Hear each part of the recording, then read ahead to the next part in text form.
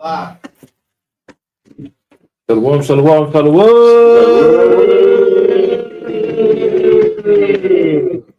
Oh, praise you. How about shot HOI Chicago?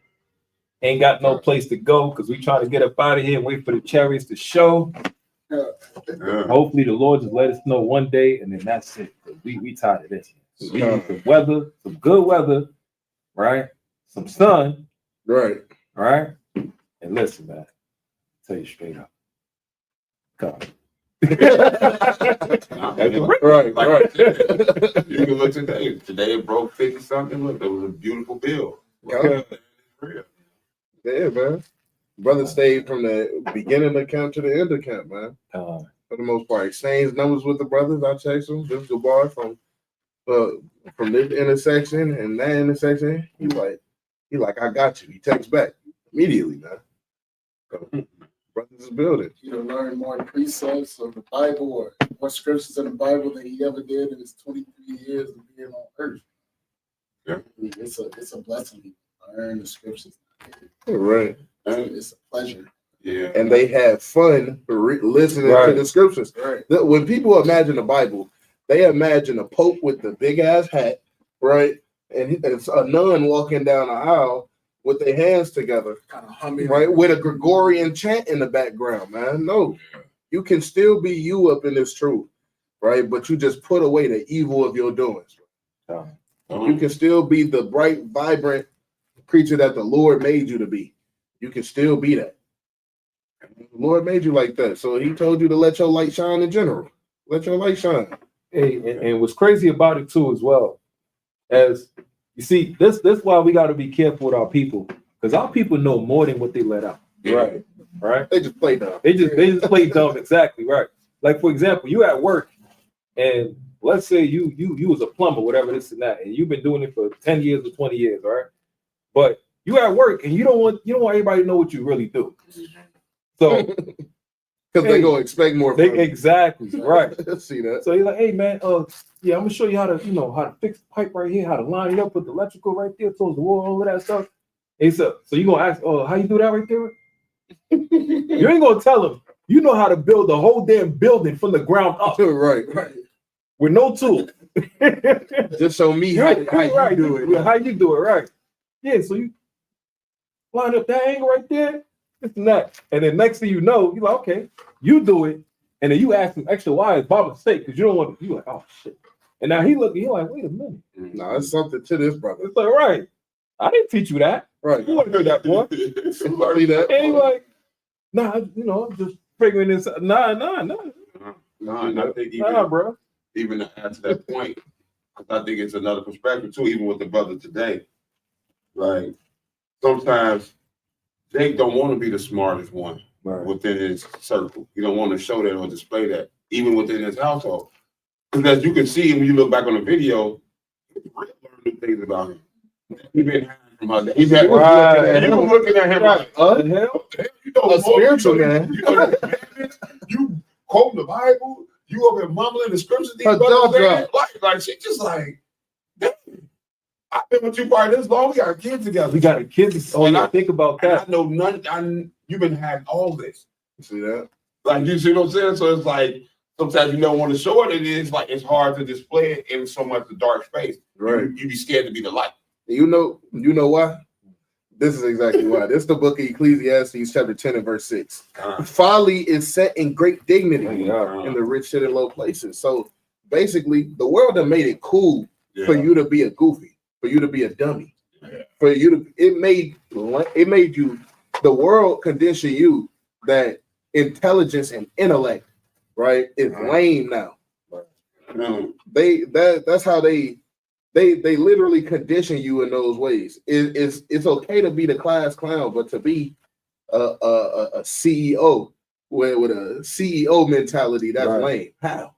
Right? This world holds money in such high regard. Don't you know that wisdom will get you more than riches? Doesn't Sirach 51 teach us that? Right? Teach us that with wisdom comes everything else. Solomon showed us that when he prayed for wisdom. Right? In Wisdom of Solomon, chapter 8. Right, and chapter 9. He told us that over and over and over again. So that's why wisdom is the principal thing. It's not okay to be a dummy. right? Get you some wisdom up underneath your belt so that you could teach the next person wisdom. You know?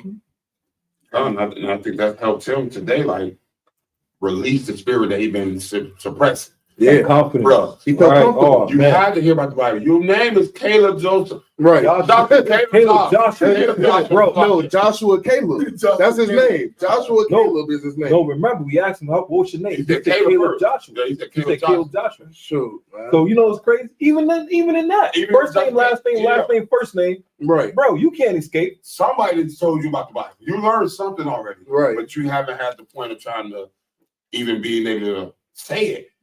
Because you around everybody that probably don't want to hear.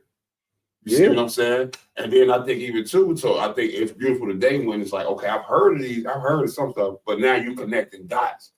Now they can see themselves in the Bible. And I think, you know what I'm saying, brother brought it out and was able to edify him today in regards to that. Like, let me connect the dots with some missing pieces. Somebody taught you something, but you've been right. But now they can connect them dots and it make it a whole puzzle now. So he was when the scriptures was being brought out, he was actually mouthing the precept while it was being read. Yeah, right. Without it being read again or being said again. Reiterated. He was mouthing it. Like that 1 Corinthians 11. Yeah. I noticed he was mouthing it. Like, I was reading that, so I'm like, oh yeah, you know something. You know that scripture. Brothers be having core principles that come from the Bible, but they put a cast a shadow over it because the world is dark. Right. No, put the light up on the scriptures. You really hold God in a high regard, right? You hold the Most High God in high regard, but the world dims him out. So you feel peer pressured into dimming him out. Israel went into captivity because of peer pressure. They wanted to be like everybody. Even in so getting a king, they didn't want the Most High as the king for in a lot of instances. They wanted a king like the rest of the nations that'll go to war with them. But the Lord was with us the whole time. Right, just think about us. Like, what's more powerful than the Lord instructing us to have our sword and our horn up in our hand, to circle around the walls, the walls of Jericho, and then blow the trumpet and the walls crumble down. That's mighty. And the sound and vibration. Yeah, man. And then it also showed all of us when it was blowing the trumpet. Every one of us was in unison. Yeah, and we had to hit a certain frequency individually and also together. Right. Every man had to hold their weight when it comes to the sound of the trumpet, because when it come together and mix in perfect synchronicity, right? I'm gonna use a big word. I don't know. Perfect synchronicity. You know? Brothers, look, if it's not a word, then it is a word today. right. Or synchronization had his knowledge. Right. But even if you take it to like a worldly stance in regards to being up in the choir, up in the world, I used to sing, and like from youth up, I was in choirs and things of the sort. I stayed performing. What they used to tell you is that when you holding a long note, don't just stop for a long period of time. You just got to fill that window, right? And that's what keeps the sound constant. And that's what they was doing in regards to the walls of Jericho. They was finding that window to even find the place where they need to, like, so that the sound is continual, right? So that it's not lacking in no areas. Because nobody was just blowing it for 10 minutes straight. Right. Well, you know what I'm saying? And if they was, then they had spiritual powers. Right. You know what I'm saying? Yeah. So the same like manner is the same way that we gotta be in regards to kingdom building. We gotta find our window. And finding that window is finding our lot that we fit in. And that's what brothers really just gotta do. Find a window and put it to brick in. You know? Kingdom building is fun. That's what we learned from this past Shabbat. Right? The kingdom building is fun. You got brothers that stopped on the bike yesterday, right? He said, damn, y'all Hebrew Israelites, right? We done closed out camp and everything, right? But we like, yeah, we Israelites. Hell, maybe like a 15, 20, maybe 30-minute conversation with the brother, answered all his questions.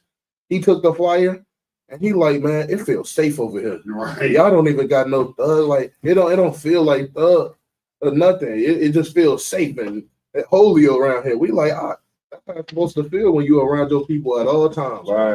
Right. The same like manner is with the brother. That's why they were so comfortable, right? Because nation building became fun to them. In other aspects, nation building is not fun to our people, right? Not all the time. They don't see it as fun, but it is fun. I love seeing my people together. And you know how powerful that was last night? With the dude he just stopped by. He's like, man, I ain't gonna lie. And guess what? He said he felt comfortable. He felt not just comfortable, he felt safe. Yeah. In order for you to feel safe, that means you feel like people around you is able to protect you. Right. So you can let your guard down. Yeah. You don't have to put up a shield and a wall here and there, act all tough. Nah, be yourself. Right. But no, if somebody try to come at you, we're gonna defend you. Right. So he felt safe. Remember, this is an old man. This is a so-called elder. Right. So think about that. For a man in his age, understand the environment we're in, which is King Drive, understanding shooting, killers, murderers, and all of that, and the way that the media portray the young people in these generations as just YNs and killers and thugs and all of this stuff, they only portray the negative. Right. For him to feel safe in an environment that's a negative environment, with Israelites around there, speaking about the Bible, that's a big up to the Lord. Exactly. You know, that's a big up to the nation. Yeah.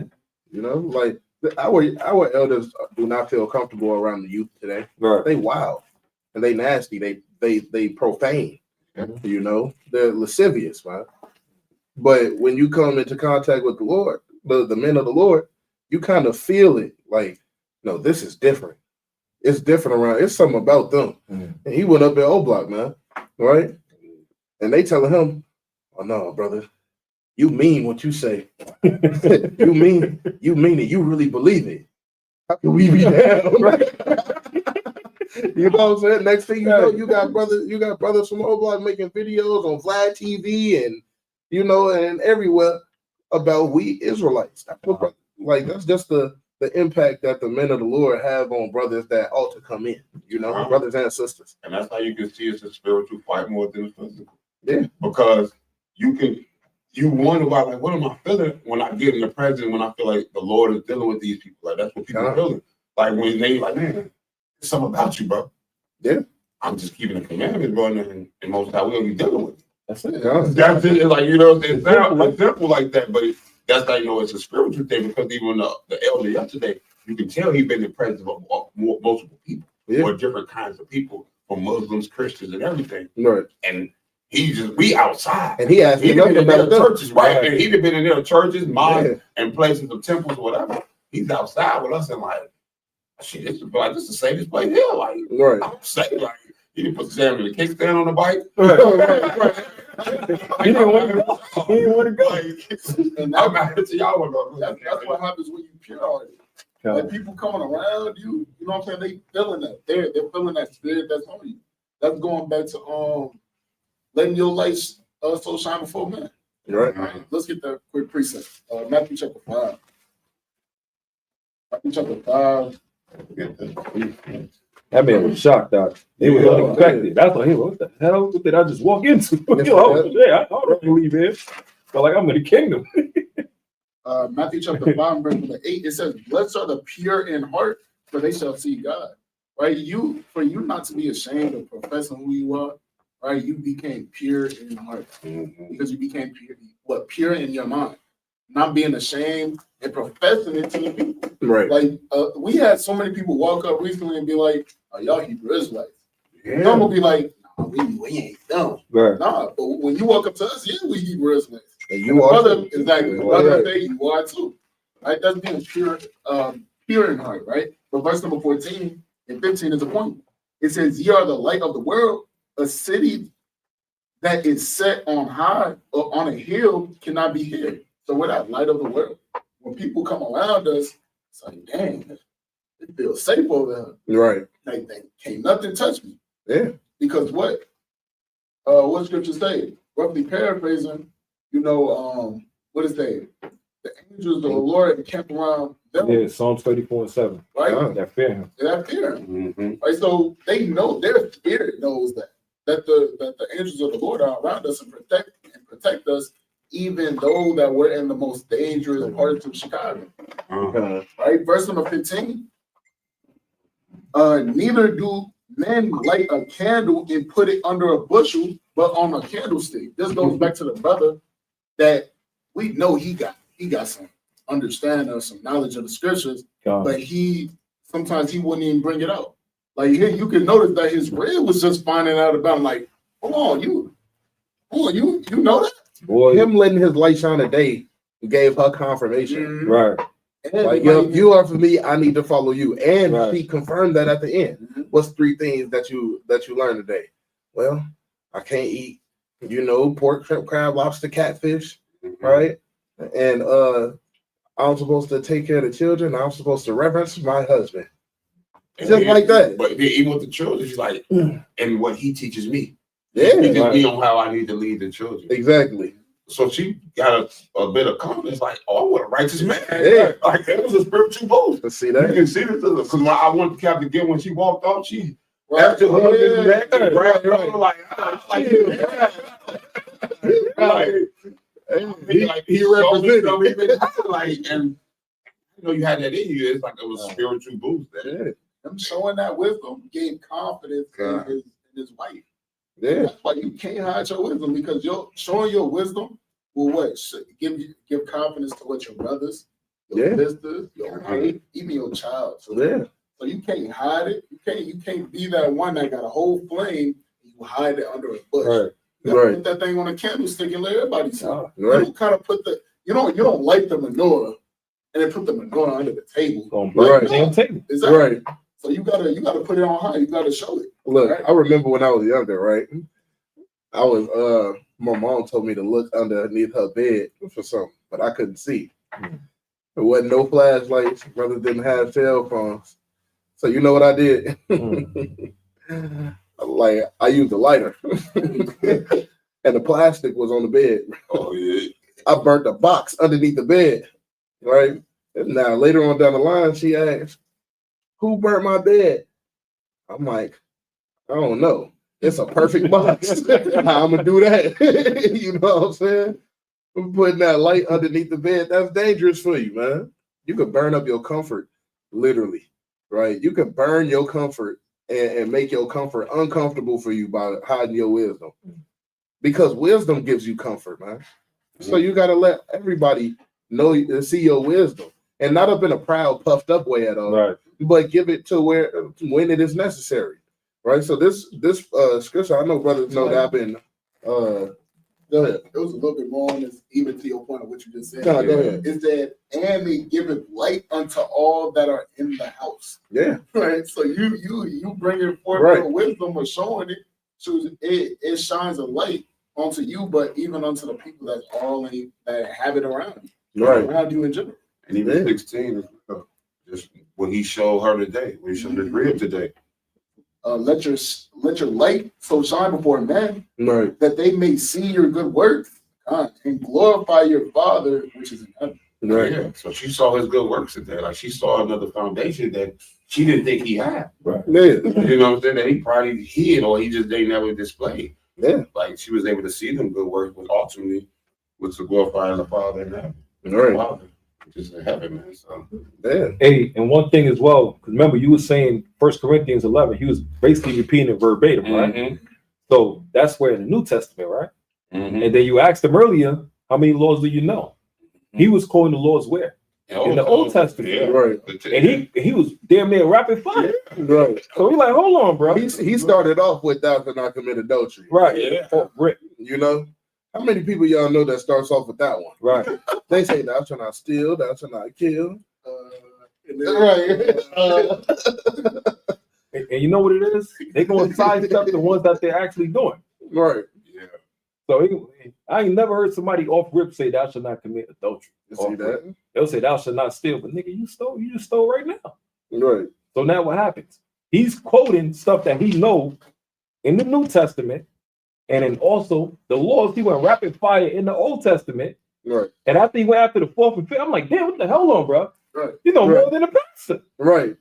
Because we can ask 1,000 pastors, they not even going to say the laws like that, like look, thou shalt not this, thou shalt not that. He's talking about this and that. Yeah. So hold on, bro. You gotta look, bro. Yeah. Yeah. You're right. You read, bro. Yeah. Right. And it's the short because like to go above. The brother say just give me 3. Yeah. You already at 5, 6. Right. Right. You know what I'm saying? Even Right, even the over and beyond is like, You see that? it's like, you guys for 3, no, I'm gonna give you all. Like, I was displaying. It's like, and even him and say he felt that space of comfort, that space of maybe protection. Like, Yeah. I've been holding this in. I'm not gonna let this out to y'all. Exactly. Y'all don't understand. Because Like, you know, it's different when brothers are up on your wavelength, right? It just hit different. When you feel like you're alone, scriptures say, woe to them that are alone. You know what I'm saying? They have, when they fall, they have none to pick them up. And so he 9 times out of 10, he's looking for brothers to kind of pick him up when he fall down. Right. You know, he need brothers to let that conversation out with, because intellectual brothers don't really have, you know, people to talk to unless they get around brothers. Right. We able to have a lot of these conversations around each other, but we can't have them with people at work for real, or you know, people at school, because they don't understand, right? They don't understand the value of keeping the Lord's law, statutes, and commandments. They don't understand how important it is to really read the Bible, right? So this is a precept that I've been meditating on for a long time, and I bring it out every chance I get to, right? Y'all peeped it, right? This is the book of 1 Timothy. Yep. 1 Timothy chapter 4. I'm gonna start at verse 13. It says, "Till I come, give attendance to reading and exhortation of doctrine. Neglect not the gift that is in thee, which was given thee by prophecy, with the laying on of hands of the presbytery." So 9 times out of 10, he learned that from somebody. Not really sure who he learned that from, right? Or he might have just learned it from the scriptures. But he was raised up in a certain type of way to at least hold on to something, you know what I'm saying, in regards to the laws, commandments of the Lord. It says, "Meditate upon these things, give thyself wholly unto them, that thy profiting may appear to all." That means so that everybody can see how much you even growing up in the spirit, right? Growing up in mentality and growing within your intellect and your education when it comes to the scriptures. Reading on, it says, "Take heed unto thyself, unto the doctrine, continue in them, for in doing this thou shalt both save thyself and them that hear thee." And your rib heard you today. You know, you saved yourself, and you gave your woman an attentive ear, which he found out, oh dang, he know that I gotta get in tune, man. Right. I gotta lock in. You know, and then they got a son that they had to go pick up, so the baby gonna be well nurtured. You know, Lord willing. You know, let them come on by. Hey man, it's gonna be kingdom building is fun, man. All right, nation building is fun as well. You get to meet a whole bunch of people and build them up. You know. This goes to one of the scriptures, even as well, that I like to always bring, especially. Can't have the wisdom, man. God. You gotta display it, man. God. Having that wisdom is useless. Like having to give. Why would I give it to you? I want you to have it. Right. Why did the Lord give it to us? That's the book of Sirach 20, starting in verse number 30. Wisdom that is hid and a treasure that is hoarded up, what profit is in them both? Like if a treasure got $100 trillion in it, but it's hoarded up, anybody never get to it. What is it? Is that money is worthless? Right. It's not just like wisdom. If you have wisdom and you're hiding it, what's the use of giving it to you? Right. I could have gave it to somebody else. Like you get it to display it, to be the light, to only your household, to your peers, and to others. Yeah. You know what I'm saying? To others that you might just doing the work. Yeah. And then they might be able to see in verse 31.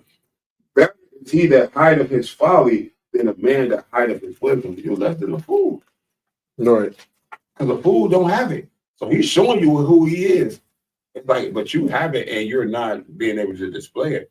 So hopefully today was a good example and a good, like a breakthrough for the brother. You're like, no, let that light shine, bro.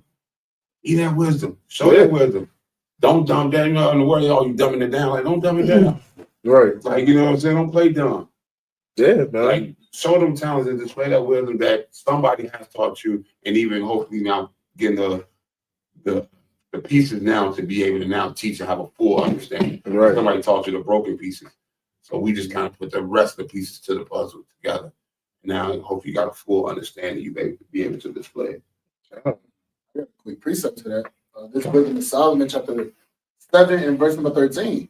I learned diligently and do communicate her liberally. Now we know that this is talking about wisdom. With Solomon, talking about wisdom. He communicates her liberally. Liberally means freely, right? Generously, right? So he learned diligently and communicated her liberally. He spoke her out without hiding it, right? It says, I do not hide her riches. You don't hide what comes with wisdom. You shouldn't hide wisdom at all. Because it's the better service to give that same wisdom that you have, to give it to another person. So they can multiply from generation to generation. So like that goes right to what I was saying. That wisdom being here, there's nothing that comes with that. Right? It's like I was saying, it's like having a gift and I give it to you, you want to hide it.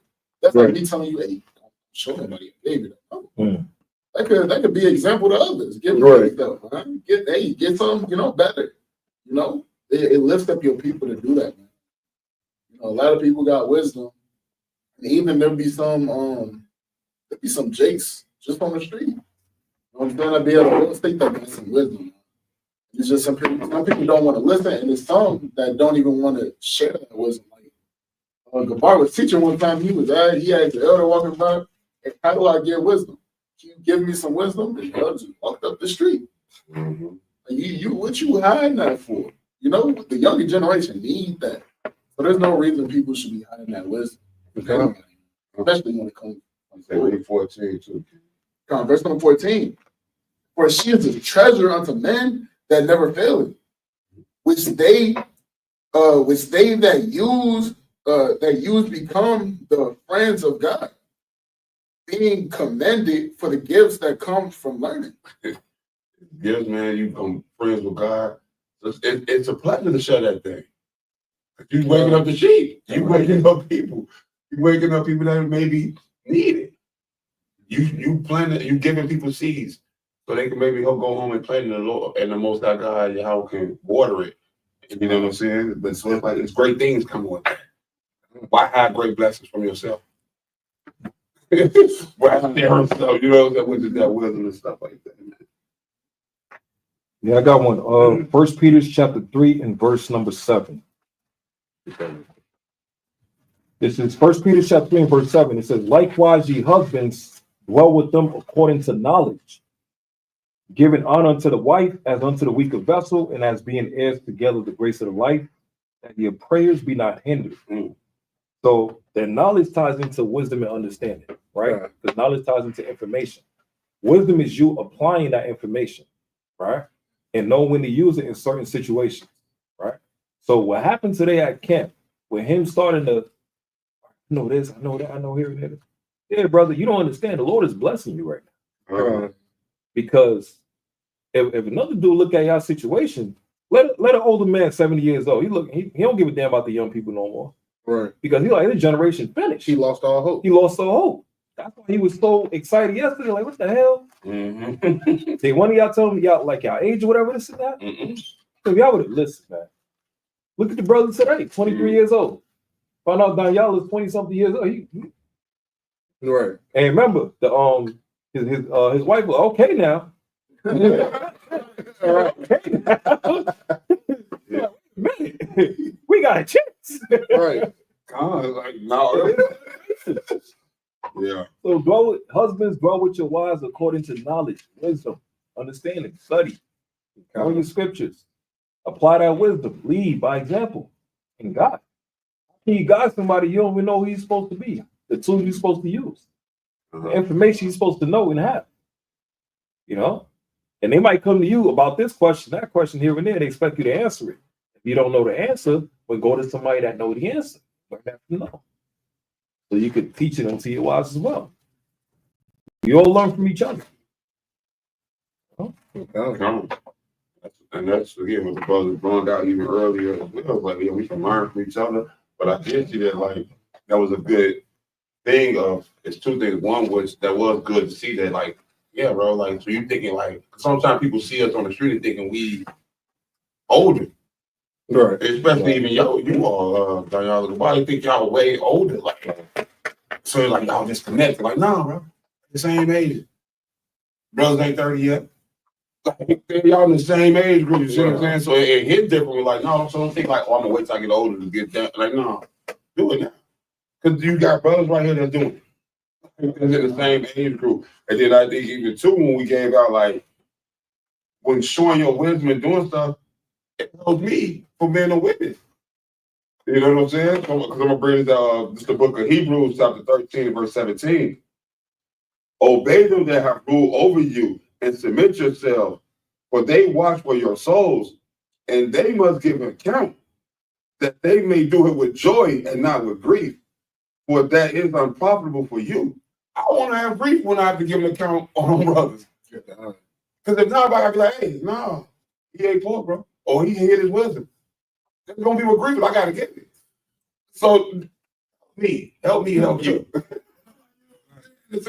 Help people help you, especially us as being watchmen, especially just trying to help watching what people's souls. We're trying to give you life instead of the death you've been choosing. So it's just like, now come on this side. So when I give an account of the Most High, if he asks me about you, I can say it with joy. Man, that brother was diligent. I ain't seen nothing. He did this to the T. What did he eat? What? No, I ain't seen it at all. But I don't have to give that account regardless, but let me do it with joy and not with grief. Right. The grief would be, nah, he did it. He ate it. Oh, we told him about it, and he ate it the next day. He came back next week on count. With his hand, he was right there. He got a 3-piece shrimp. Yeah, right. That 10-piece shrimp.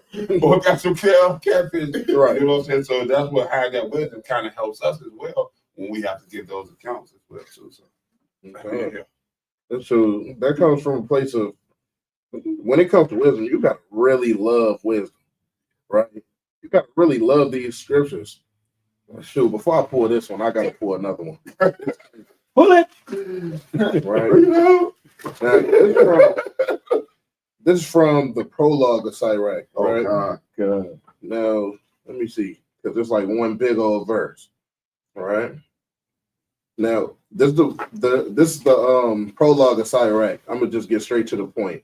It says the law and the prophets and the other books of our fathers, and had gotten therein good judgment, was drawn on also himself to write something pertaining to learning wisdom, to the intent that those which are desirous to learn and are addicted to those things might profit much more in living according to the law.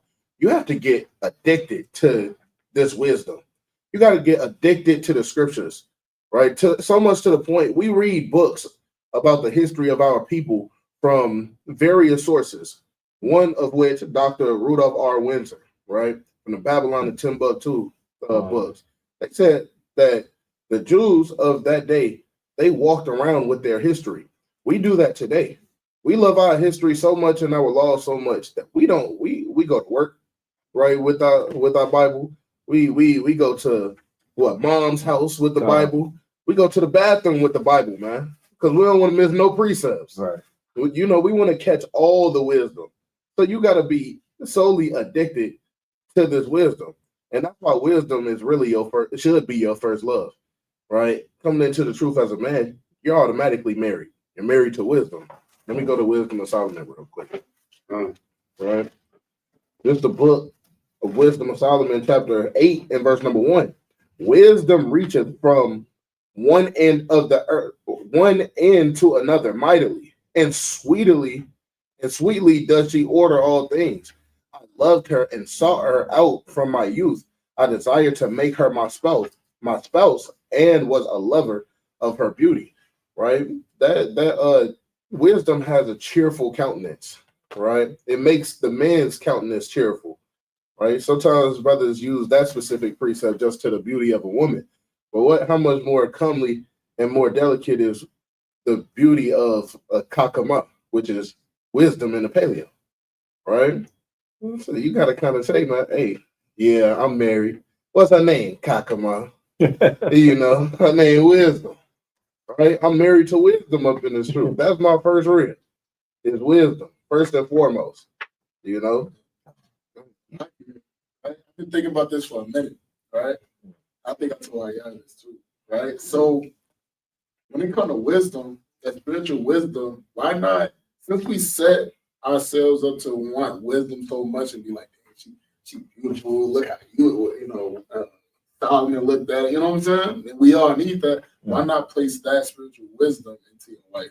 Exactly. You got the spiritual and physical right there. You know? Instead of being something, man, my only thing is on wisdom, man, but you got wisdom in your way. Right. You got best of both worlds right here, and we can actually do that. Kakama All right, wisdom is the Proverbs 31 woman. Period. There's not one righteous. Oh yeah, her name is Kakama. Her name is wisdom. She's the one righteous woman.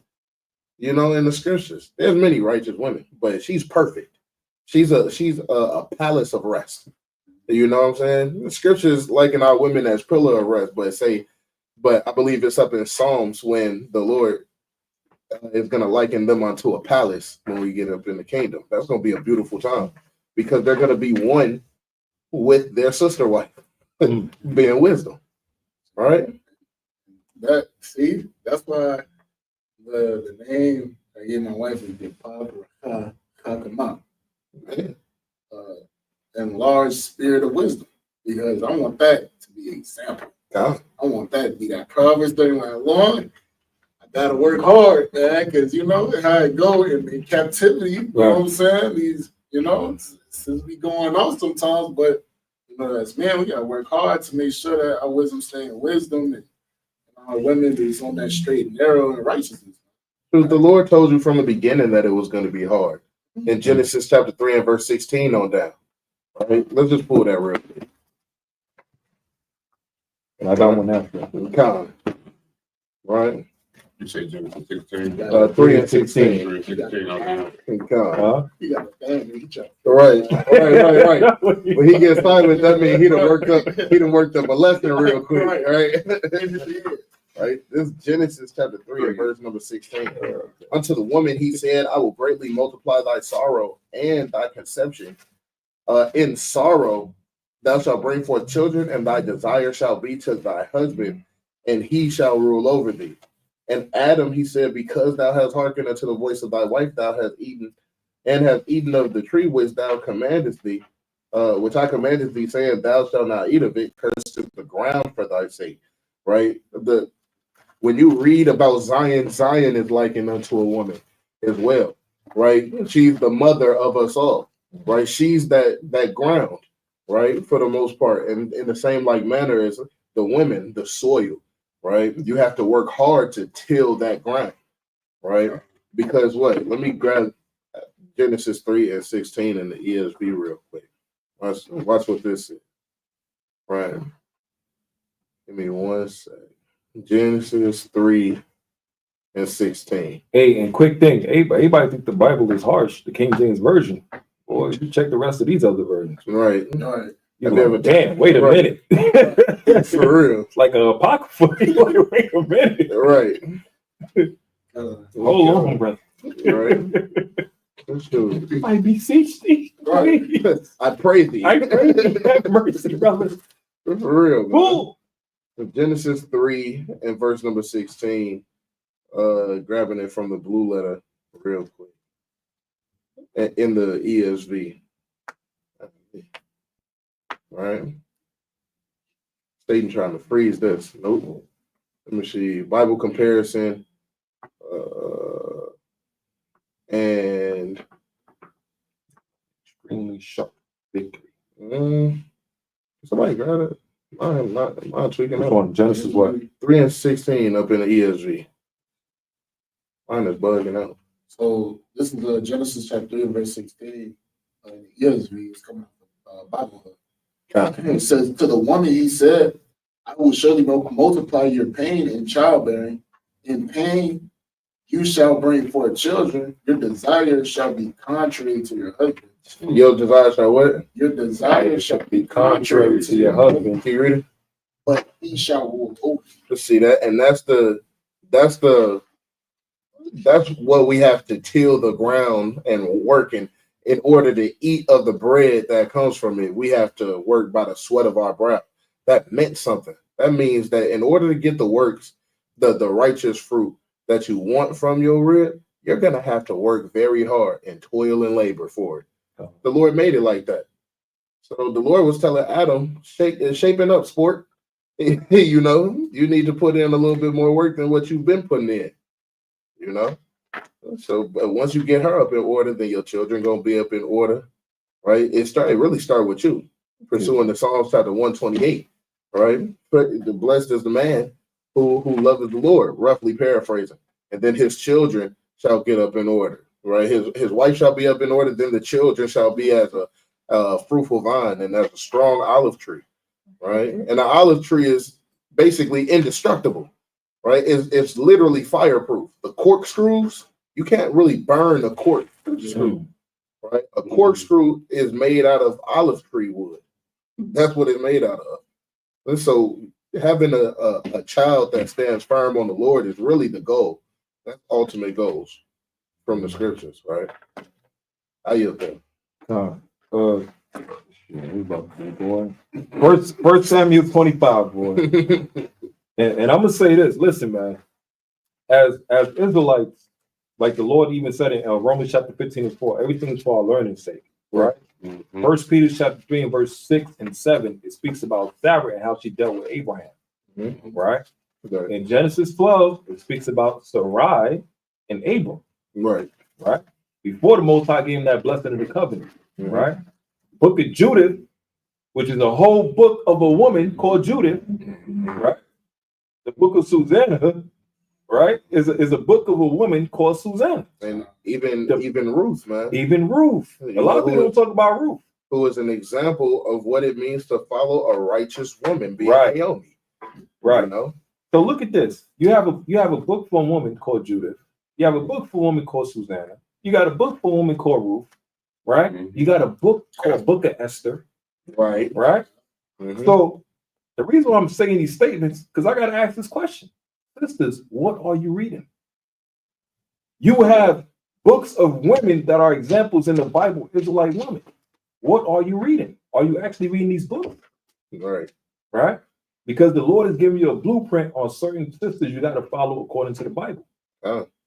I know a sister, her name is Tiara, right? Shout out to TT, right? Her Hebrew name is Ahava. She created a whole like packet for all the women up in the scriptures. She's a mighty sister. We have great conversation every time I talk to her, right? But she did that, you know, from Genesis to Revelations, the Apocrypha included, all of those righteous women. And she told me to kind of proofread it to see if she missed anything. So I go up in there. I'm like, yeah, I'm gonna see if she reading, because I know sisters don't know about JL. Right? They don't know. I go up in there. Okay, you got her? I'm like, look at that. Hannah. You know what I'm saying? Yeah. You said Hannah? Yeah. Yeah, she had Hannah too. She had everybody. I'm literally in her packet looking through it. Send me the document and everything, looking for something. You know, but she covered all bases. You know, so you got sisters up in this truth that literally they work towards the betterment of their sister. She works real hard. She got an Instagram called Mama's at Home. Right? Check that. You follow her already. Brothers follow her already. She over there making the honey butter biscuits. You know what I'm saying? Yeah. Let's see that. You need to get in tune with the honey butter. You know what I'm saying? Right, my mama biscuits. Brother's memory is jacked up, but when he comes to food, everything. I just seen that, and I seen her piece of dedication set up. I said, "Whoa, all right, you just went all out, promoted the recipe and everything, unleavened cakes and all of that, the unleavened lemon cake." And I'm like, what you trying to show out or something? Right. You know, but she trying to she putting an example of what it means to be a righteous sister, and she evaluates herself. She's a critic for herself. That's why we have great conversation. She's a stand-up sister, 100%. You got stand-up sisters up in the show. Yeah. You know what that means? Throughout all the examples that's in the scriptures, women no excuse. Yeah, you important too. No excuse. You know what I'm saying? There's so many sisters that was, doing their thing and were doing what they were supposed to do, according to the Lord. That's the thing. That no excuses but to follow that. Because the Lord gave you both. He gave you righteous sisters. He gave you one righteous. So you know the good from you should know the good from bad now and the bad from good. Exactly. So you should be able to divide and know what the truth is. But sisters ain't really you sisters. Yeah. Y'all ain't got no truth. Y'all ain't got no truth. What's crazy is that I was talking to today, right? And we was talking about like topics that we could bring out. I'm like, Because I'm thinking about, before we even leave, I'm thinking about what we gonna talk about at the studio, right? And she was like, she said something to the effect of how to tell whether it's the Lord talking or it's your own thoughts talking. That's a crazy topic. You definitely need to know whether you leaning on your own understanding or it's the knowledge of the Lord. The way to do that is to cross-reference your thoughts with the scriptures. If it don't say that, it don't say that. Don't try to make the Bible say what it don't say. You know? So that's really what it comes to when sisters reading the scriptures. They'll try to make something say what it don't say. Right. You know? And then I know everybody wants to be Sarah and, you know what I'm saying, and Judith and JL and Aquila and Priscilla. You know, but you need to cross-reference your actions with those of the likes of them Jezebel. And you check things off the list. It's better to take things out the basket than kind of put it in most of the time. You know, so check these certain aspects off the list and work on those things so that you could become the Sarahs, right? And the Hannahs. You know what I'm saying? Let me Keep the best. Yeah. Don't touch the basket. Don't touch the basket. right. What's in there is in there. Hey, because even about the basket, was it Moses put in the basket? You see that? And he was used to deliver Israel? Yeah. Right? They probably been 1,000 Moses that was put in the basket, but he was the only one to make it out. Yeah. The rest of them Everybody was trying to get up in that room. Get up in there. And the basket also symbolized the ark, the boat. Right? But quick thing, to even show the balance of the Lord, that's why I was bringing up about the sisters, because listen, the Lord has a balance in everything. Right. Every wicked sister we talk about in general in the Bible, there's the righteous sisters as well, too. Yeah. And what's crazy, there's going to be more wicked than righteous. But guess what? The righteous has more high of a quality. Right. Like, for example, with the balance, look at the Book of Kings. The Book of Kings is a balanced book of righteous Israelite kings and wicked Israelite kings. Right. And it's a little, if you check the list of all the kings of Israel from Northern and Southern Kingdom, it's a balanced book.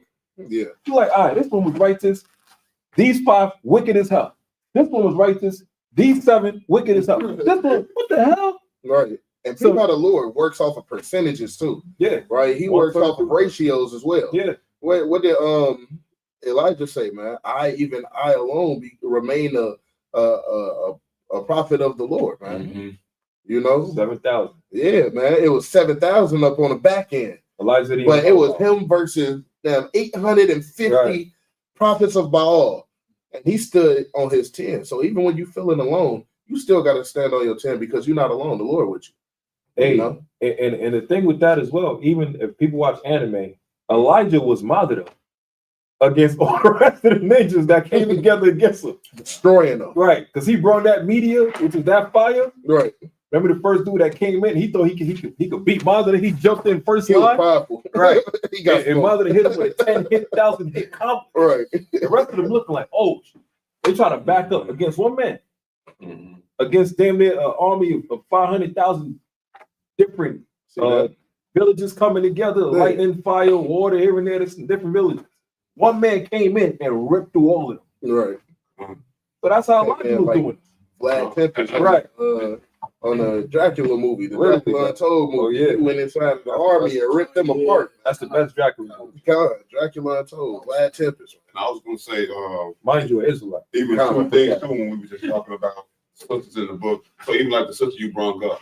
So that's what sister I understand. It's mighty to do reading on your own, but it's also too to have, even if you don't have a husband, you still have a head, which is a brother that you can lean on to get more understanding or to make sure you're in the right direction. Still, too, that's still important as well.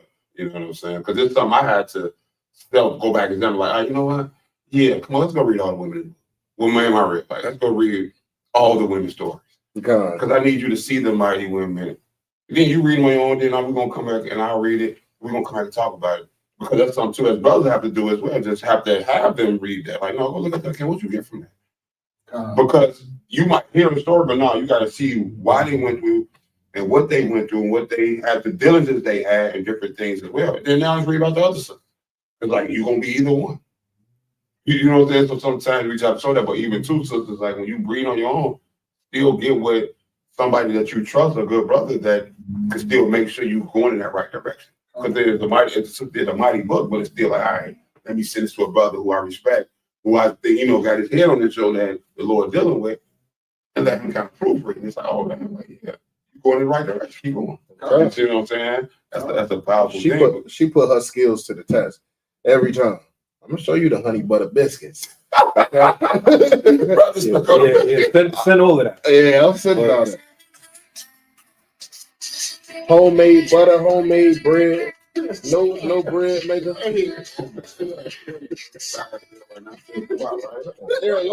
Don't tell honey, the honey butter biscuits. All for feast of dedication with the menorah in the back. She put me onto the oil, what you call them? The oil candles. Okay, so I didn't even know who that was. But at the end of the day, right now, so what you're saying is your fault. Why we haven't had. Right. Because you've been suppressing this. Right. We ain't heard about this yet. Wait. See that? Wait. I done told y'all about the honey. I ain't never seen that video. Cat seen it. Hold on. Yeah, go up in the followers. I bet you see Big Cheesy right there. It don't count until I test it. It does not count. Man, look, see that? It does not count. It's one thing to see it. It's another thing when you can actually eat it. What that feel? Right? See that? You already knew. Hey, what that Hey, thing? that joint. Followed by who? Ariana. Hold on, brother. yeah, brother. Yeah. That'd be important though. That was important. He got skills, man. Sisters should be coming together, sharing each other's skills. She said, your sister could bake like that too. She definitely do. You know, yeah. She got a whole blog and everything, sharing recipes and everything. Even Cold with it. Even at that point what I was talking about with the sisters, reading and going to a head or a leader, in regards to proofreading what was going on or what they was reading on. A lot of the times when sisters are reading, 10 out of 10 times you're gonna have questions. Don't try to answer your own question because now you're gonna lean onto your own understanding. And then time down the line, you might get cut up by a brother because you hearken into what you think or how you feel about a scripture. And so every time the sister reads, she should be coming to her head, asking questions. What this mean? And just like the elder was talking about, you should have your pen and pad.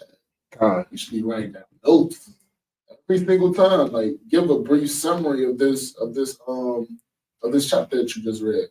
You should have at least 5 to 10 questions. Right. You know what I'm saying? And that ultimately helps your leader. Sharpens his sword. Like, I need to know because we study to give an answer. Proverbs 15:28, 2 Timothy 2:15, 1 Peter 3:15. We study to show ourselves approved. So we need them questions too. Like, I know it is. I love the questions. I was actually going to say that on the call today. Like, literally, I love the questions. Keeps you on point. Keep me sharp. Yeah. I be needing that. Because sometimes you don't know what questions somebody else gonna give you or what the Most High gonna put on them. It's like, okay. That's why you study. Because like you try to get prepared for what you might not even know is coming. You see that? What could possibly be coming as well. Hey, and there's no such thing as a stupid question. At all. At all. Because certain questions you scared to ask, not knowing the brother right there, he got the answer for it. He been waiting for somebody. He been studying about that same question you about to ask a week ago. Right. And when I tell you no question is stupid, my brother asked us about Denzel 40,000 times. Yes. All right. From 2022 to now. You know what I'm saying? He run up with the Denzel, and even in that, man, like we know that as brothers, our occupation for the most part is the scriptures, right? Hey, sisters, y'all got to get up on here and get with these gardening classes, man. Right? The sister Azalia, man, she got a mean garden. She say a mother of 27. Yeah, she got that many plants in her garden. That many, and it's not just plants. She grows food. I'm gonna show you. Yeah, I'm gonna show you. Even with the song. Look with the song. Look. Right. She made vanilla creamer. Wow, that's cold. Yeah, send all that. That is cold, man. It's much needed for the nation. Right? Don't eat.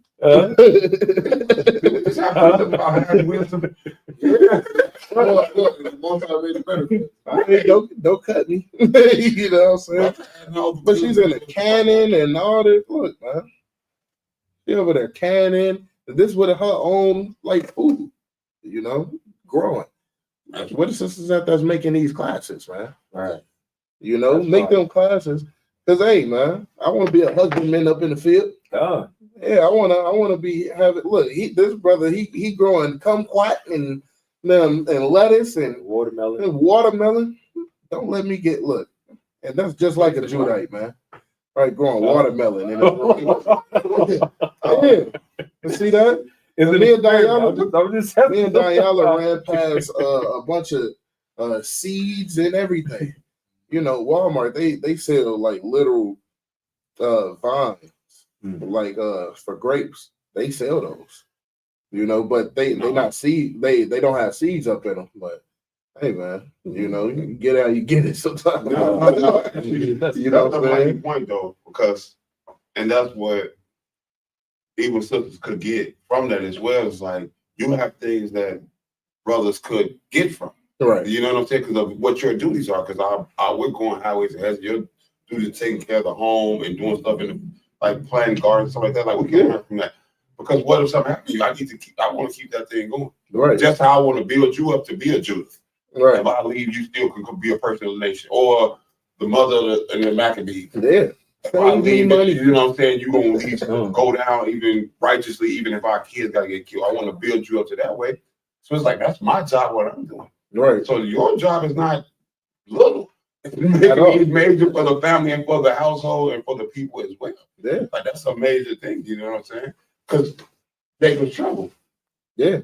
Or whatever it is, or just, you know what I'm saying, when it ramps up to a point where it's like, we got to go right, we can't go back to those stores. Yeah. They lock the doors because we don't have the mark of the beast done with the new ID card. We got to get a chip or the new Vicky or Jab got to come out and you can't go in the stores.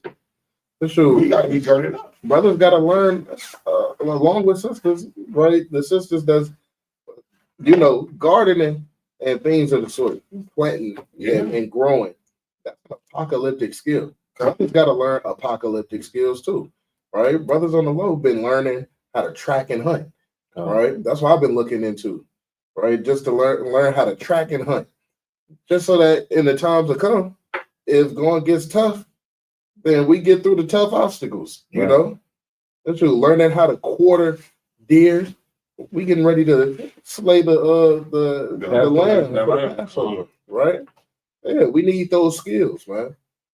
We need those skills, and those skills should be taught and by those that know how to do it. Don't just have this beautiful garden, right? Our pa's cousin, right, gave me lemon balm leaves from her garden. We sat there and watched her clip it out. I brought some to y'all, the UND up over there, right? Because it was just too much for me. I set it out, let it dry, and then I kept some for me.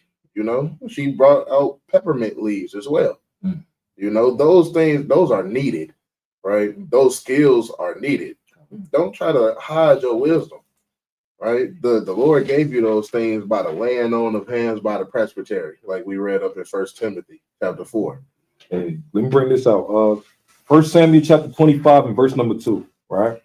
It says, and there was a man in Moan whose possessions were in Carmel, and the man was very great. And he had 3,000 sheep and 1,000 goats, and he was shearing his sheep in Carmel, right? Now, the name of the man was Nabal. Oh, God. Yeah, this the average. Now, remember what verse 2 said. It said he was very great, right? Yeah.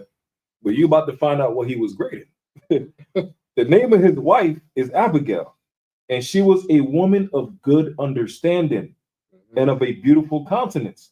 But the man was churlish and evil in his doings, and he was of the house of Caleb, right?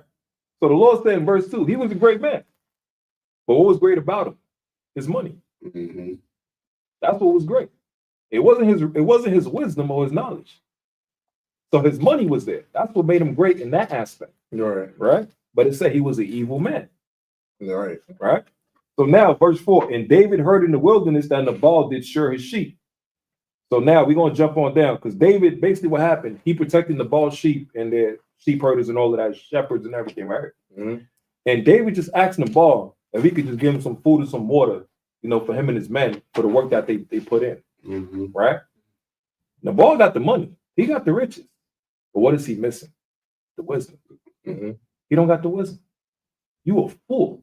You know why? Because the future king is coming up and you got him so mad and pissed off. You did him so dirty that your wife had to come in and interrupt and save you. Right. And she had to use wisdom and knowledge and understanding to save your rich dumb behind. Just imagine. All right. His name was Nabal, man. Fool. That's what it means up in the paleo. Nabal is fool in the paleo. Right. Hebrew. What? How was your bringing up that your parents named you Nabal? They already know his name. Let's see that. Verse 18. Then Abigail made haste and took 200 loaves and 2 bottles of wine and 5 sheep ready dressed and 5 measures of parched corn and 100 clusters of raisins and 200 cakes of figs and laid them on asses. Speaking about the horses. And she said unto her servants, go on before me. Behold, I come after you. But she told not her husband Nabal. Right? Now this is the key. Verse 21. Now David had said, surely in vain have I kept all that this fellow have in the wilderness, so that nothing was missed of all that pertained unto him, and he had requited me evil for good. So David is pissed off now. Because he's like, damn, I protected everything you had, and I didn't ask for no money, I just asked for just food and water. And he know he got it. That's it. I'm not trying to rob you. People was trying to attack your sheep and everything. I put my men lives on the line to protect you and your people. I was your security, basically. Right? So now what happened? Verse 30. And it shall come to pass when the Lord shall have done to my Lord according to all the good that he hath spoken concerning thee, and shall have appointed thee ruler over Israel. So this is Abigail speaking to David now. She saved her husband from David about to unleash a weapon of mass destruction and wipe out Nabal's whole entire country. Right? Then, Flakia, thus that this shall be no grief unto thee, nor offense of heart unto my Lord. Either that thou hast shed blood causeless, or that my Lord have avenged himself. But when the Lord shall have dealt well with my Lord, then remember thine handmaid. And David said to Abigail, blessed be the Lord God of Israel, which sent thee this day to meet with me, and blessed be thy advice, and blessed be thou which hast kept me this day from coming to shed blood and from avenging myself with my own hand. So David is looking at this woman, Abigail, a woman that's wise and has wisdom and understanding, and he took her advice because she was saying, listen, don't get your hands dirty. He's not worth it. Right. I know this dude is an idiot. He's a fool. He's not worth it. Right. And she still did her part as a wife, still protect her husband, but also show respect unto the king of Israel. Right. This is a woman that's moving in wisdom. Right. And guess what? She kept herself clean and blameless. And guess what the Lord did? To show her mercy and to get her the hell away from that damn rich, fool, idiot demon, she killed him. I mean, he killed him. No. The Lord kind of evil left. The Lord kept the ball. The Lord killed the ball. Right. I'll take that back. The Lord killed the ball. Right. I don't want people to have that in their mind. Like, hold on. She helped David stay blameless and keep the blood off his right, exactly. They're gonna clip that, they're gonna put that in 1,000 lessons. All sisters, it's time. Kill him. You remember after the election, man. Oh yeah, right? The sister said, man, since Kamala didn't get in office, there's this powder that you could put. Oh, right. I forgot what it was called. She said, just sprinkle it up in there. Right. Just kind of move around the cup. and he'll be gone within 30 minutes. See that? But yeah, the reason why I brought that up to show y'all sisters, that's one example of like damn near 1,000. A woman that moved in wisdom, Abigail. Right? She did her part as a wife to her husband, because even in Sirach, it says a wife's supposed to be as a tower against death for her husband. Right. You're supposed to have his back. But at the same time, don't follow him in the ways of wickedness. Right? Don't allow your husband to force you into ways of sin and wickedness. That's off his help. Right. Right? But she protect herself, she protect her husband, and also protect David, and kept them in respect and diligence. And what happened? The Most High rewarded her at the end. Right. Because of how she moved with the spirit of wisdom. Huh? It's like it. It said that she was a woman of good understanding. That's the thing. She had wisdom. But Nabal being Nabal, right? It said he was churlish. Churlish means unmanageable, rude, just foolish. Mm-hmm. He couldn't listen to nobody. Just him. I know everything. That's how Nabal was. Right. So a woman of good understanding. Nabal, being how he was, the Lord had to kill him. The Lord had to kill Nabal. Mm-hmm. Because he see that, and not even considering that the Lord gave him everything. Right. All you had to be was good to the Lord. You know? You just had to be good. Nice. It's crazy. This precept say that same thing. Sirach 26:4. Right. Whether a man be rich or poor, if he have a good heart toward the Lord, he shall at all times rejoice with a cheerful countenance. So it's not about your money, it's about your heart, what you're doing to the Most High. And understand, he gave it to you. Right. He blessed you with that. You see what I'm saying? So it's not even about your money. You understand the Most High did that. So it's about having that good heart toward the Lord. That's how you're going to, rejoice at times and be cheerful. Hey, Salak, you know his quote about that? What was David known as? Yeah. What was another title that David was known as? Man after the Lord's heart. Yeah. Too. See what I'm saying? Yeah. He was known as a man after the Lord's heart. So like, well, y'all just brought out with that precept, right? Rich or poor, if you a man after the Lord's heart, you good. Lord, right. So look how the Lord did him. You good. How he did in the ball. Yeah. Yeah. Because now you going after your mind, your thoughts. Jeremiah 17:9. After your pride and your riches and your money. Okay. So that's why in verse 2 it says he was a great man. But what was great about him? Just his money. Riches profit not in the day of destruction. Right. He had high status for the most part. Right? You know, I got a quick precept. Right? Count this man, having all these riches and everything, but gave no account of the Lord. Never really gave it up to the Lord. All right. That's Luke chapter 12. We're going to start at verse number 15. It says, and he said unto them, take heed and beware of covetousness, for a man's life consists of not in the abundance of the things which he possesses. Right? So your life does not consist of all the riches that you got. Right? Your life consists of, how much wisdom you have. The right doings that you do for the Lord.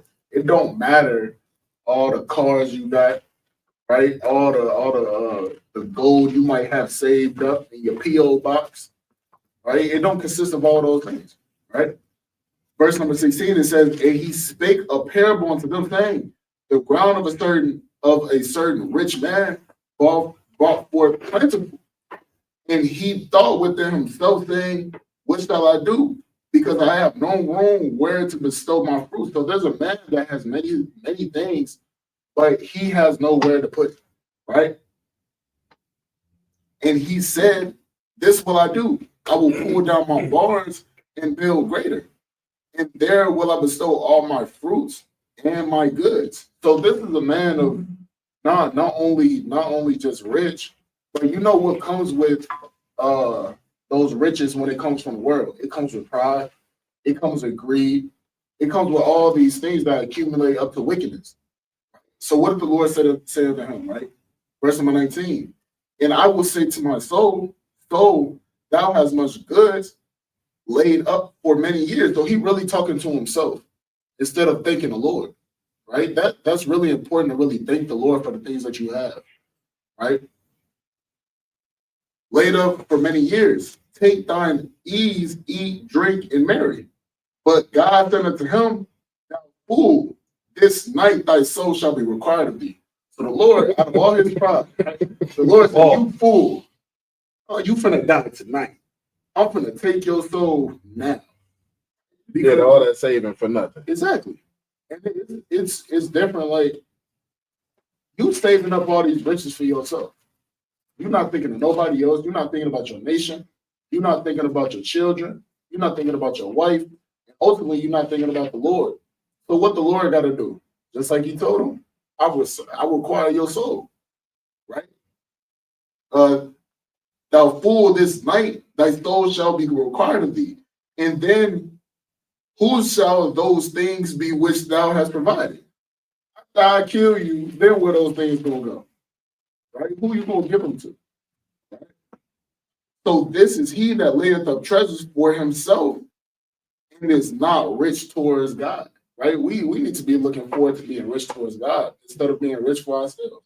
Okay. Right? Nabal had everything in the world, but he didn't hearken unto wisdom. Right. And the Lord put wisdom in his way. So this goes back to this goes into saying too that you see how the Lord deal with the daughters of Zion. Yeah. Better treat your wife right, man. Because hey, there's things that the Lord gave her too. If you use that, if you don't use that in a way of righteousness, the Lord will take you out eventually. Yeah. And then what happened to Abigail? Gave her over to who? David. It shows that you gotta attain wisdom as well. Nabal fled. Went to David. Yeah. Right. And Nabal fled. Right.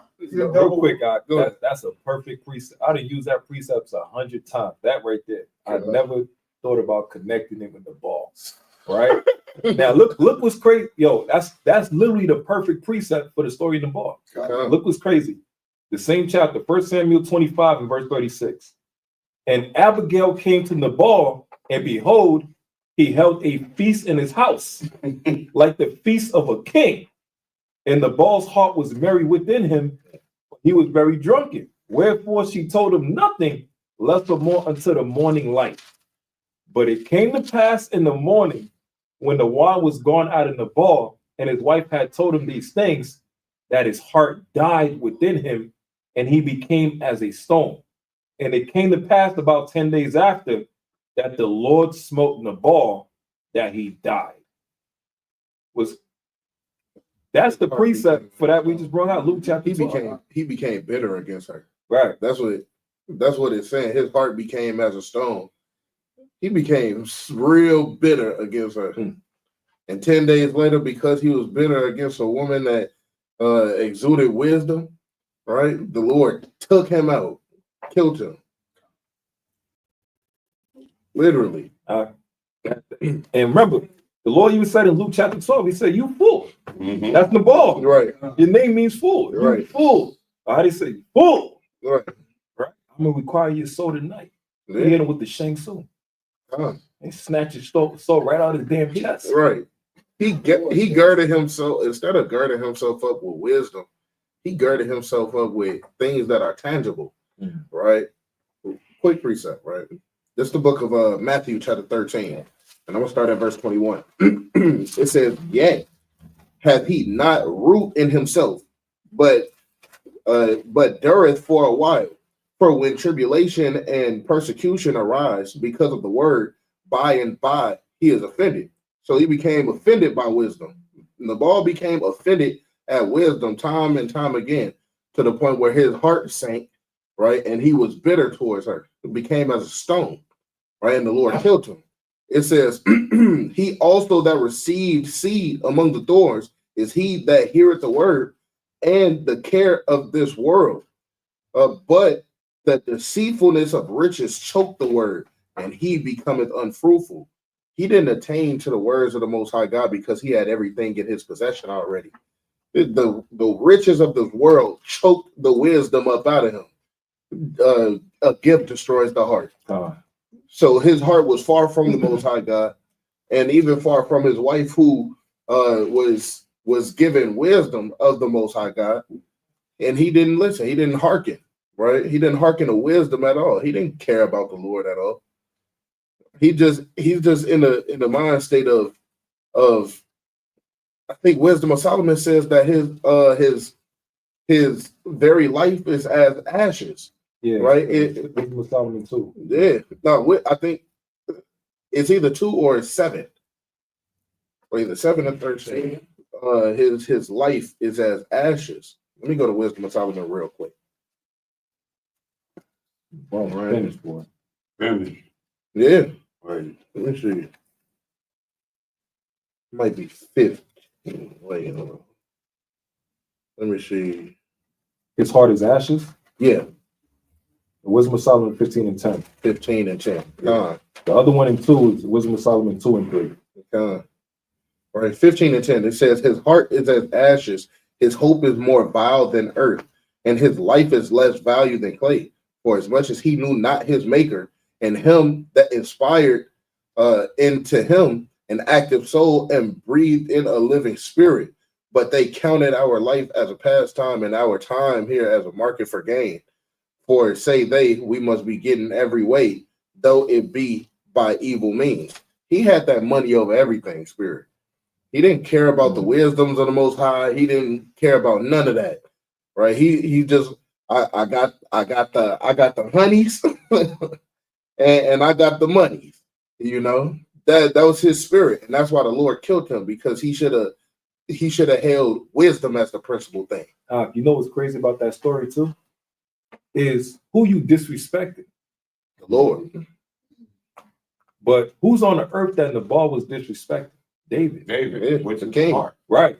And the king, yeah. And he's looking down on David. David wasn't richer than him. David was on the run. He was being chased around here and there to snap by Saul. Nabal had more money than David, so Nabal thinking he's better than David because of his money. He exalted himself. But David is a future king, and even Abigail knew that. She knew his rap. That's why she like this dude is crazy, bro. Mm-hmm. You dealing with a true man of God. You dealing with a man that went to war for the Lord. You dealing with a man that pick up his damn sword and chop the head off of Goliath when he was damn near like 11 years old. Do you know who you disrespecting? Also, think about the leverage that he thinks that he has up in his head. The whole kingdom knows that David is on the run from Saul. Right. Samuel had just died. And you want to kick him while he's down. Mm-hmm. Literally. So now you're like, okay, I hold all the cards. Now he's exalting himself above the servant of the Lord, man. When in reality, you just a rich fool. You're an idiot. That's it. You know? Like, your rich is not going to get you far. And David holding back his sword, he want to slay you so bad, man. Because he's on the run. He hearing all that, everybody trying to persecute, and you want now you. Right. It's like that now. You too. Right. You finna get it, fam. Right. For real. You know what I'm saying? Because the Lord spared him all that. But yeah, he definitely was a fool, bro. It's lucky. I got a quick precept. Mm-hmm. First Kings. Oh, real quick, I got 2. Like it'll bring us to First Kings, but Wisdom of Solomon, right? And the Wisdom of Solomon is just like. Yeah, that's a fact. Yeah. Wisdom of Solomon, chapter 5. Let me see. Let me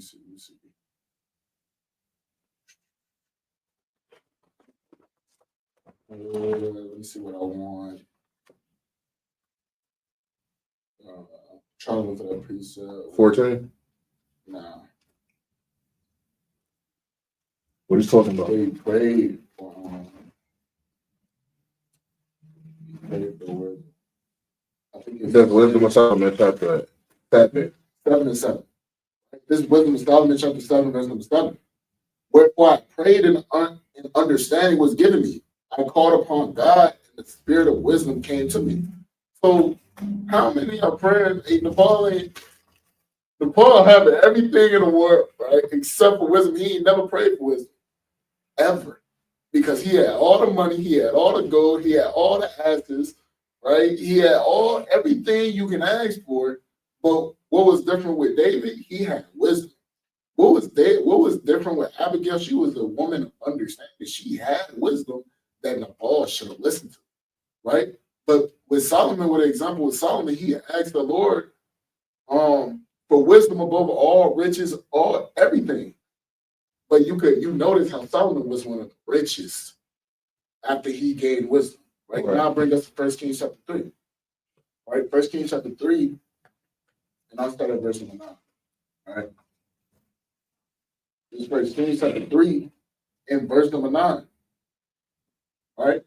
I'm gonna start at verse 10. And the speech pleased the Lord that Solomon had asked this thing. And God said unto him, because thou hast asked this thing, and hast not asked for thyself long life, neither hast asked riches for thyself, nor hast asked the life of thine enemies, but hast asked for thyself understanding to discern judgment. So Solomon, above all riches, even a longer life, Solomon asked for what? Wisdom and understanding. Wisdom and understanding to discern judgment. Right? Reading on, it says, behold, I have done according to thy words. So the Lord gave him exactly what he wanted.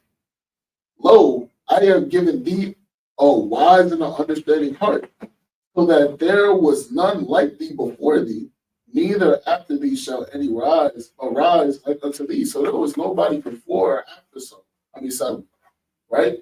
Because it was the things that he asked for. Usually, Israel. Israel will ask for change. Give me that diamond, that new diamond. Right, give me that, right, the buzz down. Right, I want all the diamonds. Right, just give me a block of gold. Right, all those things. But Solomon, he asked for wisdom, understanding, and with understanding, or what comes with wisdom, is all the riches that you want. Right, everything that you ever wanted, wisdom got it for you. So, man, the ball, man. The ball, man. The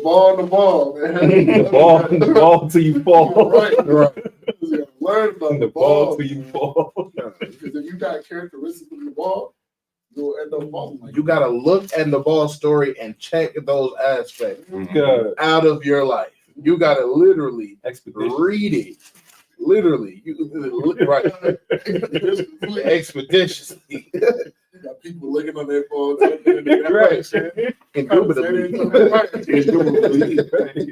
Indubitably. Now, Wisdom of Solomon, chapter 5, and verse number 14 says, right? It says, for the hope of the ungodly is like dust that is blown away with the wind, like a thin froth that is driven away with the storm, like as the smoke which is dispersed here and there with the tempest, and passeth away as the remembrance of a guest that tarrieth but a day. That means that the ways of a fool, right, or the hope of the ungodly, the hope of a fool, right, it can be easily destroyed, right? They can be destroyed immediately. They don't really mean much to the Most High at all. Read on, it says, but the righteous live forevermore. The reward also is with the Lord, and the care of them is with the Most High. That's who the Lord cares for, those that's willing to do his will.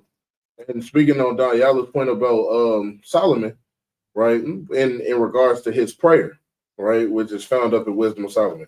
There's Wisdom of Solomon chapter 8 and verse number 17. It says, now when I consider these things in myself and pondered them in my heart, how that to be allied unto wisdom is immortality, and great pleasure is to have her friendship, and in the works of her hands are infinite riches, and in the exercise of confidence with her prudence, and in talking with her a good report. I went about seeking how to take her to me, for I was a witty child and had a good spirit. Yea, rather being good, I came into a body undefiled.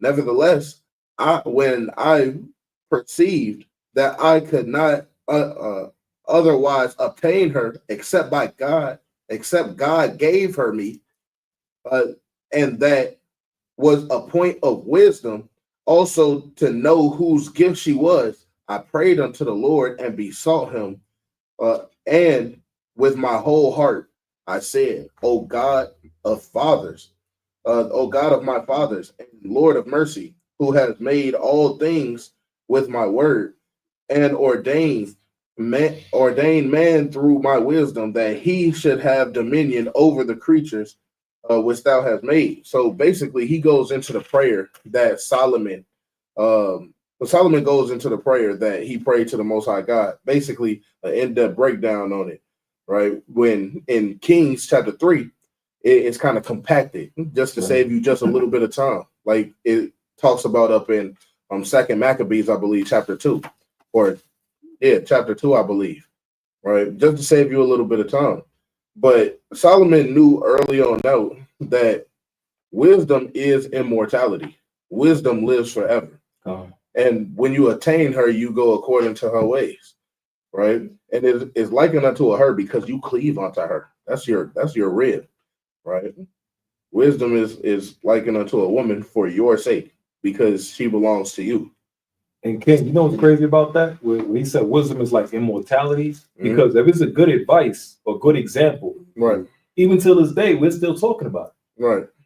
Thousands of years later, we're still talking about how Solomon did this, how he used this situation, all of this stuff with 2 women with the children, with the babies. It was talking about psychology, sociology. Right. But what he did, he pushed, like saying go and push come to shove, it was back into a corner. Right. Because now it's life and death, same as with the sword. Hebrews 4:12, word of God, sharper aim, 2-edged sword, even to the discerning the thoughts in your mind. So you trying to scheme against the Lord, like we was telling the bro today at camp. Bro, don't try to trick the Lord. Right. Don't try to finesse the Lord. You know who you're dealing with? Right. The Most High God. And now look at Saul. Because I'm watching this TV show, and I recommend it. Everybody got to watch this show. It's fire. It's called House of David. Right? It is fire. Right. I only watched 1 episode. Now, you just got to get past. They got it's not they don't got black people, but you got to get past it. Right. You got to get past that. Right. Watch it. I beseech thee. Watch it with a spiritual eye. You got to get past that. Because I ain't gonna lie. Everything else, they got everything to the T, to a detail. Right. The personality here and there. They had Agag. And I'm looking at Agag, and they said he was a cannibal and he was a sorcerer. I said, yeah, y'all got it. Y'all got it. That's Amalek. Right. Yeah. They said he was a cannibal and a sorcerer. And he was trying to use witchcraft in the show. And I'm like, yeah, there you go. Right. Y'all showing the details. They had Saul watching the whole joint. And all throughout the episode, Saul is proud as hell. But he's on the battlefield. He's killing this and that. Here it is. Ain't lost the war. And everybody just keep, mighty King Saul. He's like, yeah, the house of Saul. And, thank God. He didn't even say thank God. He said, thank the house of Saul. And I'm just watching this. I'm like, that's why the Lord killed this man. Damn near 30 minutes straight. Huh? Is that pride? Yeah, that pride. Damn near 30 minutes straight. I'm watching. He didn't thank the Lord yet. He went in all these wars. Oh, we want to thank the house of Saul. We want to thank Saul, his mighty works, and his son Jonathan, and their line of bloodline is going to pass forward to the next generation here on the Air Force. He wiped out damn near all of Amalek. He built a damn statue, stones, and guess what? On the stones is actual Paleo-Hebrew writing. So I'm like, yo, in the show, actual Paleo-Hebrew writing. I'm like, yo. Right. Because how they try to finesse it. They'll put modern Hebrew here and there. No, they got actual Paleo-Hebrew writing on the stone. Right. So like, you bastards. But the Lord is using them in that show to remind us and show us the spiritual aspect. Because once you get past the physical, you can pay attention to the spiritual. Right. So he's powerful as hell throughout the whole show. I'm like, what the hell? And they got Samuel coming in. Saul treating Samuel. He treating him dirty, disrespectful here and there. Talking he's an old man and all, don't worry about him. Let him stay back there in the mountains. But that day came, boy. He needed him. That day came, boy. Samuel got up. He had the vision. The Lord told him to go down there and tell him what I'm about to do. Samuel came, and they all looking at Samuel, all of that, and he saw mad disrespectful. And Samuel's like, bro, he came with a whole different spirit. Right. Saul looking scared. And Samuel said, listen, I came to send you a message from God. And he told him, he said, all y'all partying, y'all festivities, and this is, mind you, they just won a war. Now they party. All y'all partying, y'all festivities, y'all celebration. What he said. And the thing is, what's scary, he said it calm too, but with conviction. He looked them dead in the eye, and he said, your kingdom is over. And Saul said, and he said, hold on. He said, nah. He said, whoa. Let's go in the back. Right. Talk real quick. Yeah. He tried to butter me. He's telling Sam, like, come on, celebrate, feast. We have Agag here. We won the war.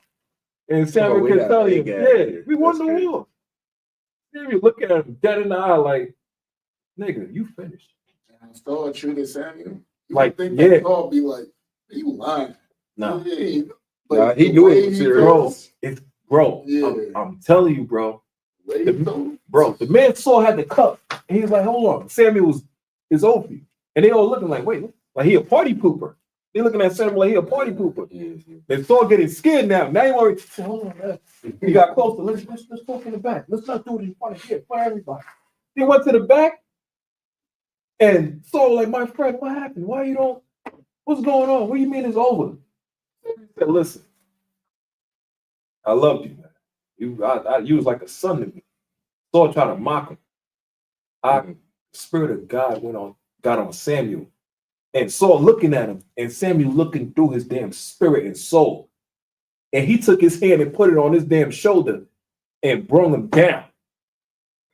While looking at him, like stunned him while looking at him. It was the Spirit of the Lord on him.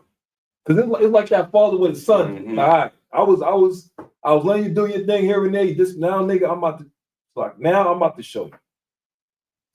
I'm about to show you. He brought him down. Disappointment. Yeah, that's how it was. He brought him down, and then he looked at him and told and was prophesying to him. And the show was telling him, your kingdom is done. You're proud, you're disrespectful. And he didn't speak a word. He was speaking in his mind. And then Saul said, get out of my head. He said, get out of my head. Stop with this sorcery. He said, this is not sorcery.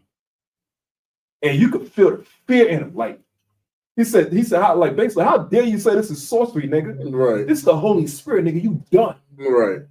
And he looked him dead in his soul. And Saul is shook. He don't know what and Samuel just started going in. Right. And you could just see the pride just break like this, like that. He reminded him of everything. When you was young and the Lord raised you up, gave you the kingdom and all of this stuff, and here and there, made you king over his people. And now you treat the Lord like this. You got prideful. You forgot the Lord. Right. You put him on the back burner. Bro, and as he's speaking, they're in the tent speaking, the clouds are shaking, lightning, dark skies, earthquakes, all of this stuff. And people look like, what the hell? And it started when Samuel came in. And by the time he left, everybody they humble now.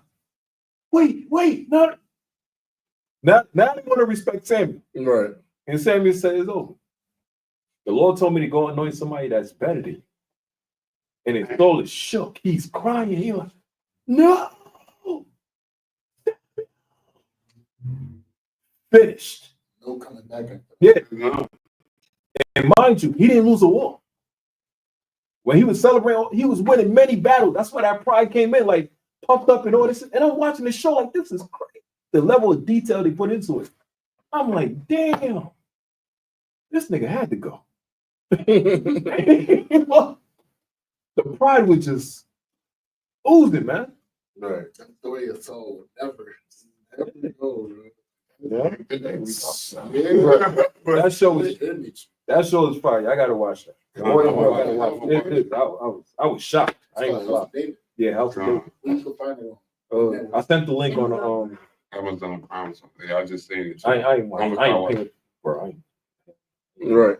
Let's see. Let's just say I got the link. I'll send you the link. All right.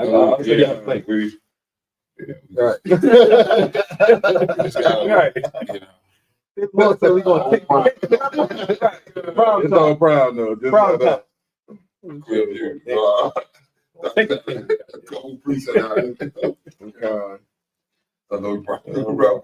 But see, but that again, that goes too with that. We're talking about the wisdom, the knowledge, and it's important because once you lose it, that's where pride comes from. Right. Pride, I'm just a firm believer. Pride is the first step of losing wisdom because you stop fearing the Lord. That's the first step of it. That's only how you're gonna let your pride continue to build. You start losing wisdom because the first step of wisdom is fearing the Lord. And if you prideful, you know He's gonna destroy you for being that way. You starting to lose that fear. This is a couple precepts, in Proverbs 8, and I'll start at 8 and verse number 10. Receive my instruction and not silver, and knowledge rather than choice gold. So it's even better than that. Then verse 11. For wisdom is better than rubies, and all the things that may be desired and not be compared to it. It's better than anything, bro. Right. Like, instead of choosing silver, choose gold. Get this wisdom, get this knowledge. Right. Because you continue to win battles, you'll continue to thrive. I'll give you those things if you just keep this too. Like, you know what I'm saying? But those not the important things. You see what I'm saying? Right. Wisdom is not something that's tangible, like a piece of gold, a piece of silver. Like, no, man. This is somewhere, it's in your actions. It's what you do daily and how you move and stuff like that. Because even verse 17, I love them that love me, and those that seek me early shall find it. You stop loving it. You stop loving wisdom. You start, if you love it, it's going to find it. Basically, you know what I'm saying? And then my last precept, too, is definitely in the book of Sirach, 22, starting at verse number 14. What is heavier than lead? And what is the name thereof but a fool? Sand and salt and a mass of iron is easier to bear than a man without understanding. So that goes even back to Abigail. She got to deal with living with a fool. Right. Like it says, sand and salt and a mass of iron is easier to bear than a man without understanding. So it's easy for her to carry that on her back every day to try to live with a fool. Right. So that's even an example for women. Even if you live with a fool, you do diligent to do your part. Most High gonna fight that battle. You know what I'm saying? Because a fool is really no remedy for it, and they go in that destruction. Not you. Really. Oh, brother, come.